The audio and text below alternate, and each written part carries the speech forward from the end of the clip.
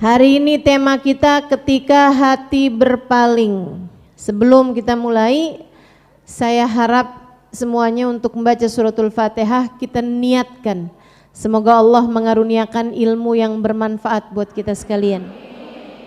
Semoga ilmunya jadi sesuatu hal yang bisa jadi cahaya memandu kehidupan kita hingga kita selamat dunia maupun akhirat. Fatihah biniyatin nafa' wal intifa' wal mudzakarah wat tadhkir ibtigha' mardatih wa qurbih wa thawabih wa husnil khatimah ma'lud fil afiyah wa salahil akibah wa ila hadratin Nabi Muhammad sallallahu alaihi wa sallam. Al-Fatihah.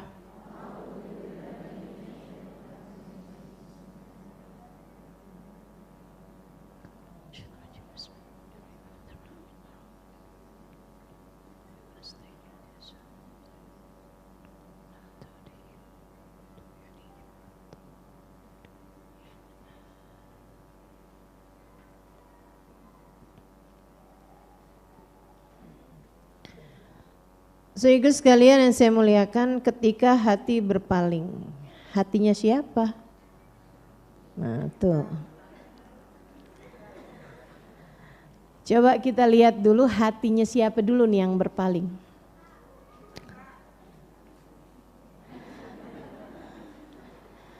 Hati mukah, hati suami mukah, hati keluarga mukah, atau hati orang lain yang gak ada sambungan apa-apa.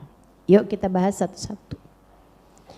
Yang pertama dari yang paling jauh. Kalau ada orang gak suka sama kamu, hatinya berpaling dari kamu, Bu, Dek, Nak, silahkan ucapkan bodoh amat.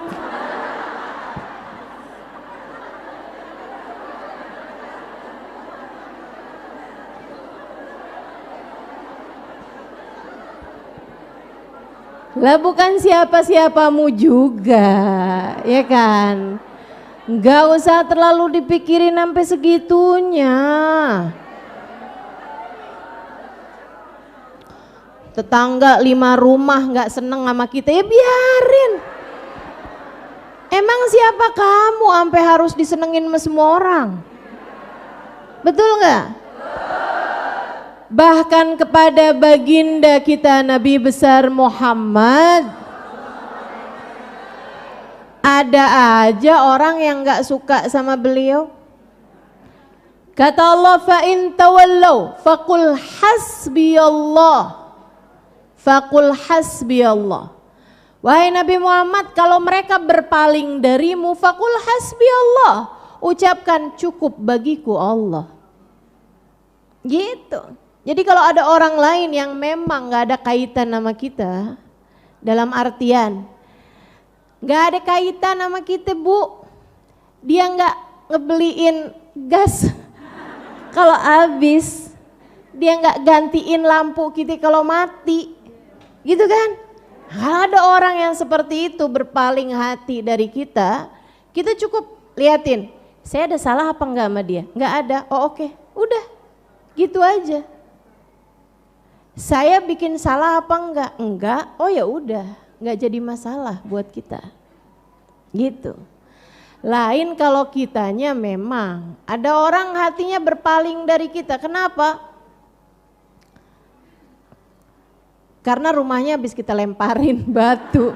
Nah kalau kayak gitu baru jadi masalah. Kita harus minta maaf.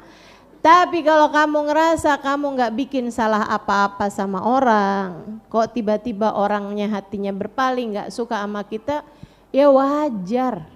Katanya Imam Syafi'i alaihi ridwanallah, ridwan nas ghayah la tudrak, ridwan nas ghayah la tudrak. Dicintai semua orang adalah cita-cita yang mustahil tercapai. Disenengin semua orang setuju semua sama kita, semua orang suka semua sama kita, semua orang cinta semua sama kita. Itu kata Imam Syafi'i cita-cita yang mustahil dapat tercapai. Tuh kalau orang lain yang gak ada kaitan sama kita. Jelas ya? Jangan mikirin hal-hal yang di luar kendalimu teman-teman. Mikirin pandangan orang terhadap dirimu semuanya, kenapa si itu gak senang sama saya, si ini gak senang sama saya. Habis waktumu hanya untuk itu nantinya. Demi kebahagiaan hidupmu. Belajarlah untuk bersikap bodoh amat. Tuh, satu, oke? Kita hanya perlu untuk tidak menyakiti siapapun. Kita tidak harus menyenangkan semua orang. Kita nggak harus bikin semua orang senang sama kita. Nggak perlu. Nggak perlu itu, kita hanya diminta Allah Subhanahu wa taala untuk tidak menyakiti siapapun. Jelas? Kamu jangan nyakitin siapapun. Tapi kalau ada orang nyakitin kamu, ada orang ngomongin jelek tentang kamu, biarin aja. Kamu hanya diminta oleh Allah untuk kamu jangan ngomong buruk terhadap siapapun. Kalau ada orang ngomong buruk tentang kamu, enggak jadi masalah. Toh kamu tidak akan dihisab atas perlakuan orang lain kepadamu, kamu hanya akan dihisab atas perlakuanmu kepada orang lain. Ya, ketika ada hati orang lain yang tidak ada kaitan denganmu berpaling darimu, maka tinggalkanlah. Gak usah pikirin, kamu jalan aja. Yang penting sekali lagi kamu tidak berbuat salah, tidak menyakiti, tidak mengurangi hak orang lain terhadap dirimu. Itu kalau orang lain.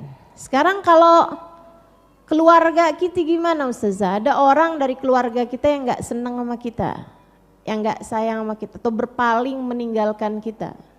Keluarganya yang siapa dulu nih?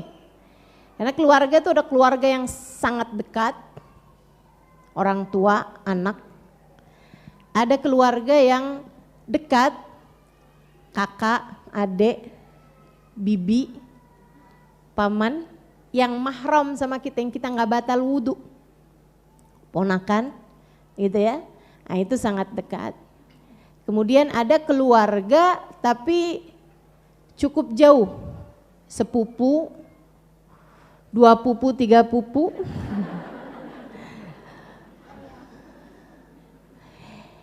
Ini teman-teman sekalian, keluarga yang mana dulu nih? Nah kalau statusnya tuh keluarga jauh, ya maksudnya sepupu ke belakang gitu ya.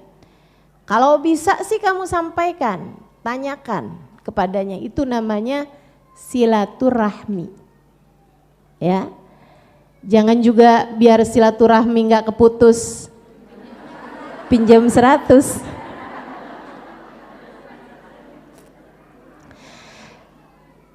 Tapi biar silaturahmi nggak keputus, kalau ada orang yang hatinya berpaling darimu, silahkan klarifikasi padanya.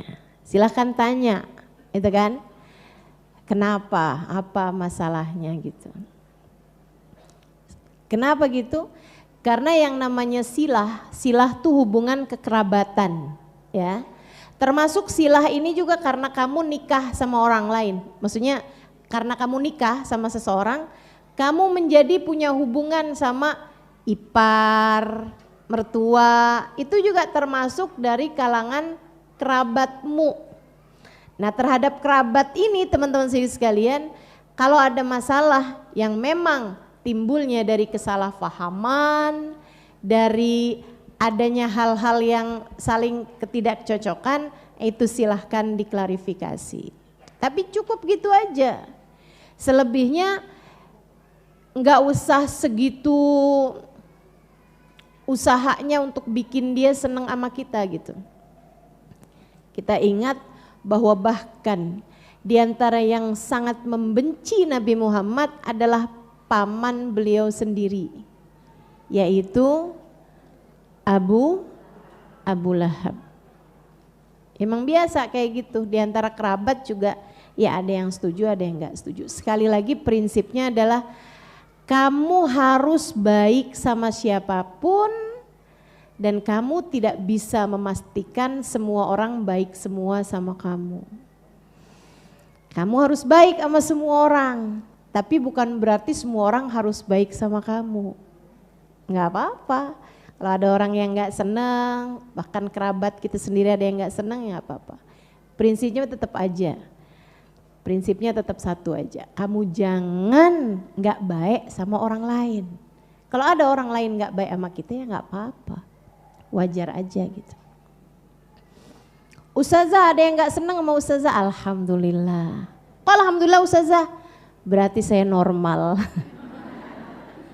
Normalnya orang emang pasti aja ada orang senang, ada orang yang nggak senang. Biasa aja itu, biasa aja.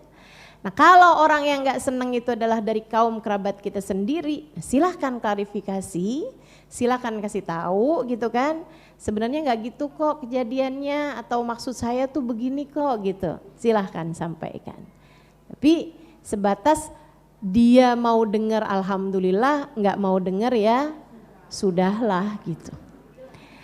Nah, kalau yang nggak setuju, nggak sefaham sama kita, atau yang hatinya berpaling dari kita adalah orang-orang yang kita nggak bisa mengeluarkan mereka dari kakak kita. Ini masalah nih. Ini masalah. Kalau yang berpaling dari kita itu adalah orang-orang yang memang satu keluarga sama kita, kakak adik kita misalnya. Saudaraku sekalian yang saya muliakan, jangan pernah putus hubungan dengan mereka. Jangan pernah putus hubungan dengan mereka. Kaum kerabatmu ini, hati-hati. Inna silah yata'allaq bima tahtal arsy. Sesungguhnya hubungan kekerabatan kakak adikmu, saudara yang mahram sama kamu, teman-teman sekalian, wudumu nggak batal sama dia, yang kamu satu kakak sama dia, itu hubungannya bergantung di bawah arsy. Tiap hari dia doanya gini, Allahumma sil man wasalani waqta' man qata'ani. Ya Allah, tetaplah terhubung dengan orang yang tetap terhubung dengan kerabatnya, dan putuskanlah hubunganmu ya Allah dengan seseorang yang memutuskan hubungan dengan kerabatnya. Hati-hati. Kamu kalau sampai putus hubungan sama adekmu, sama kakakmu, ada kesalahpahaman yang membuat kalian hatinya jadi berjauh-jauhan, bisa menjadi sebab terputus pula lah hubungan antaramu dengan Allah Subhanahu wa ta'ala. Hati-hati. Banyakan nih orang-orang nih putus hubungan, hati berpaling gara-gara urusan dunia. Warisan, rebutan warisan. Bicara warisan, nih ya, saya kasih tahu, dengerin yang benar. Dengerin yang benar. Harta warisan dari orang tuamu, atau dari salah satu keduanya, bapak atau ibu, yang meninggal dunia ninggalin harta warisan yang cukup banyak misalnya, itu bisa jadi harta paling berkah buat anak-anak kalau dibagi dengan penuh kasih sayang. Bukan hanya adil tapi penuh kasih sayang. Kakak sayangin adeknya, gitu kan, si adek juga sayangin kakaknya, semuanya sama-sama enak semua gitu, dibagi gitu kan, harta warisannya sesuai dengan pembagian yang sudah diaturkan Allah Subhanahu wa taala dalam Al-Qur'an. Itu akan jadi harta yang paling berkah yang dikeluarkan, yang ditinggalkan oleh orang tua buat anak-anaknya. Makanya ada banyak keluarga tuh yang dapat kayak perusahaan turunan, itu yang paling berkah teman-teman. Ada banyak perusahaan-perusahaan besar itu yang merupakan tinggalan dari orang tuanya. Ada banyak usaha-usaha makmur, usaha-usaha yang berkah, tinggalan dari orang tua. Itu kalau dibaginya dengan penuh kasih sayang sama saudara gitu, bakalan jadi harta yang paling berkah. Tapi jadi harta yang paling panas sekaligus menghancurkan dan membakar ketika harta warisan dibagi secara zalim.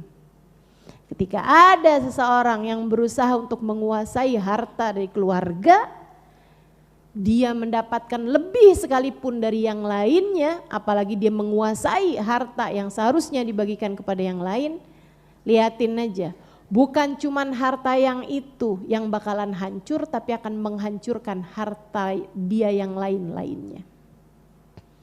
Apalagi kalau sampai masuk ke pengadilan, bolak-balik, itu segala macam. Hanya untuk biar keluarganya gak dapat harta warisan. Liatin, bakalan panas hartanya. Harta yang panas tuh api, bisa ngebakar harta tersebut sampai bisa membakar sisa-sisa harta yang lain-lainnya.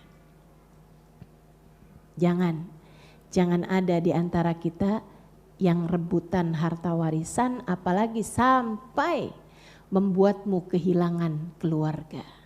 Dunia bisa dicari, tapi saudara nyarinya di mana? Kehilangan harta masih bisa dicari gantinya. Kehilangan saudaramu, kamu bisa dapetinnya di mana? Itu saudara kamu, bukan mantan. Ada gitu, mantan saudara. Gak ada teman-teman.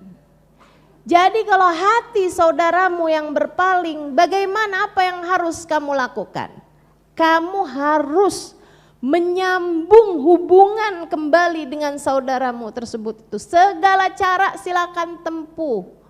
Jika itu bahkan dengan mengeluarkan hartamu, keluarin harta, nggak apa-apa. Sekali lagi saya sampaikan padamu, kehilangan harta masih bisa dicari gantinya. Kehilangan saudara, kamu mau carinya di mana? Saya sih nggak apa-apa kehilangan dunia saya, kehilangan harta saya nggak mau kehilangan saudara saya. Saya nggak mau kehilangan saudara saya sayang sama saudara saya. Lagian ibu-ibu saya sekalian, saudara kita kalau bukan kita yang nyayangin siapa? Pak RT. Kecuali kalau kamunya jadi Pak RT. Di Bu RT gitu kan. Yang nyayangin mereka saudara kita adalah kita gitu. Adalah kita. Jangan sampai kita nih kalau misalnya mau ngasih, mau sedekah apa segala macam, katanya Imamul Haddad dalam kitabnya Nasaih Ad-Diniyah, beliau mengatakan seringkali orang sedekah nggak dapat pahalanya. Kenapa bisa begitu? Karena dia meninggalkan yang dekat buat nyari yang jauh. Saudaranya sendiri susah, sampai buat makan aja susah. Dia nyumbang ke Palestina.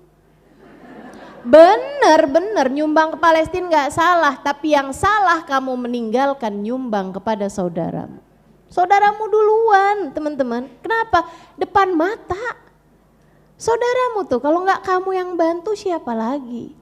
Kan begitu ya? Nah tuh kalau kamu dapat kelebihan rezeki, bagi sama saudara-saudara kamu. Kalau kamu ada suatu hal yang menyenangkan, sampaikan kepada orang-orang di sekelilingmu. Orang yang kaya bukan orang yang punya harta banyak, tapi orang yang ada banyak orang menikmati kekayaan tersebut bersama dirinya.